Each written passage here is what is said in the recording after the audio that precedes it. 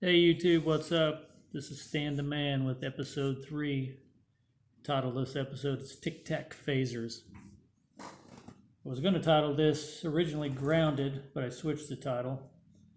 I want to tell you I was born in a small town in the Midwest.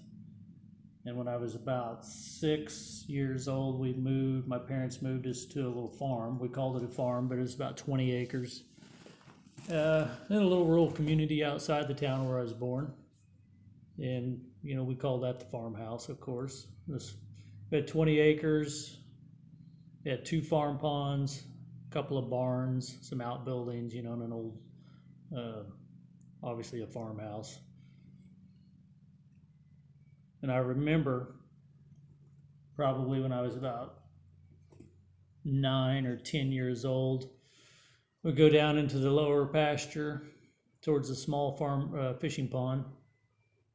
And this pond was all on the southern part of our property. The house was up on a hill, and you could look in all directions, but mainly all of our property was to the south. And of course, one of my favorite things to do is go down there and just lay on the ground and look up at the blue sky and look at the clouds and look at the sun. And a lot of times I would lay there and I'd take my shirt off and lay on the ground. In this particular area of the property, nothing really grew there. The dirt was somewhat exposed. We had other parts of the property where it had, nice hay for grazing for the cows and horses and things. But in this area, there was just dirt.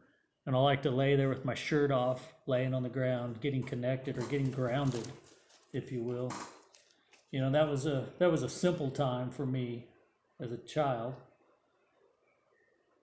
I used to lay there and, to get connected with the earth and the sky and the sun. And we'd even do this at night. I'd go there and lay on the ground and look up at the stars and, and start dreaming, dreaming of the future. And eventually I thought, what, I want to be an astronaut. I dreamed of being an astronaut. One of the things that fueled that was watching Star Trek. I used to watch. My brothers, they didn't care for it, but I liked to watch it, and I got involved with all the characters on there, so much so that we would, at recess at school on the playground, we'd pretend to be on the Starship Enterprise, of course, and we would pretend to be characters. And I was Captain Kirk, and I was always Captain Kirk. And I had a couple of friends that, one played Scotty and another one played Spock. And then I think we had a Dr. McCoy sometimes. So there weren't too many of us, but we would all go on these adventures. And, but like I said, I was always Captain Kirk. And one of the things we used to do, we would get these empty Tic Tac containers, these plastic containers that kind of had this rectangular shape. We would pretend that those were phasers.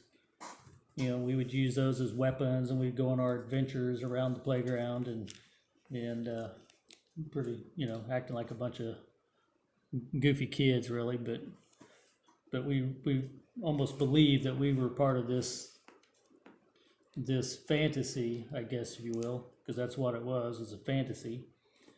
And I remember one time we were playing, and my older brother, he's a couple of years older, and he was out on the playground with some of his friends.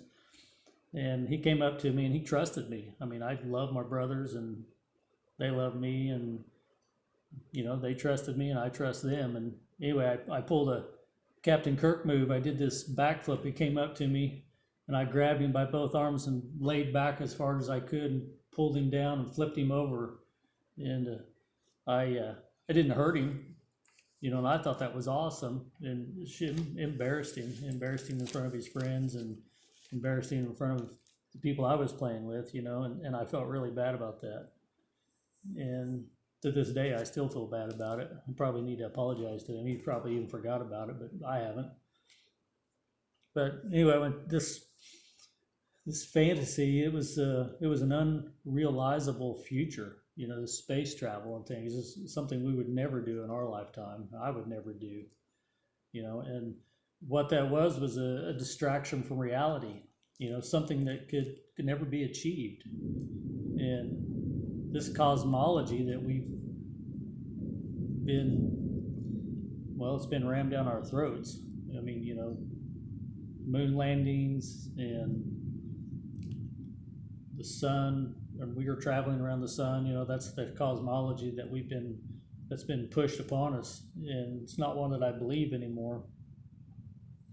And, this cosmology, it just distracted us from what was really important. And it's still a distraction to this day to what's really important. What I feel like important to me now is getting connected back to the earth, and using our observation of what's around us and holding true to what we see and we feel and what we can prove. And one of these days I want to go a little deeper into that. But the statement I would say is don't get distracted or be deceived at this point.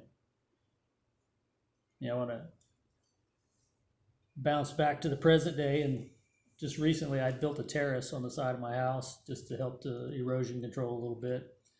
And I planted some grass seeds and had some nice black dirt, leveled it off, planted the grass, and now the grass is growing up. It's getting taller and thicker. And the other day it had just rained, and I was outside on the porch. We got a wraparound porch, and I built some stairs down to this terrace. And anyway, I was walking around barefooted, got out into the grass, just squeezed my toes into the grass and walked around on the wet grass and the wet ground there, and just trying to get connected back to that earth, that feeling, that energy that's in the earth.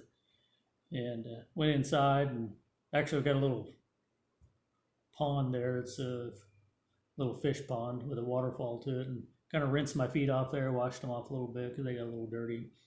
Walked around, went back into the house, and my wife said, "What are you doing?" And I said, "Well, I was walking in the grass barefooted." She said, No, really, what were you doing?" I'm like, "That's what I was doing. I was connecting to the earth. I was running my toes through the grass, this new grass." And anyway, she just looked at me. It's like, "That's not like you. That's not like you at all." I'm like, "No, but I'm wanting to make some changes." And I tell you what, it's been 47 years, plus or minus, but 47 years since I was being grounded as a kid, laying there on the ground, looking up at the sun and looking at the blue sky and the clouds. And it's time to get grounded and stay grounded. And anyway, that's all I've got to say for today. So best of luck to you. Thanks.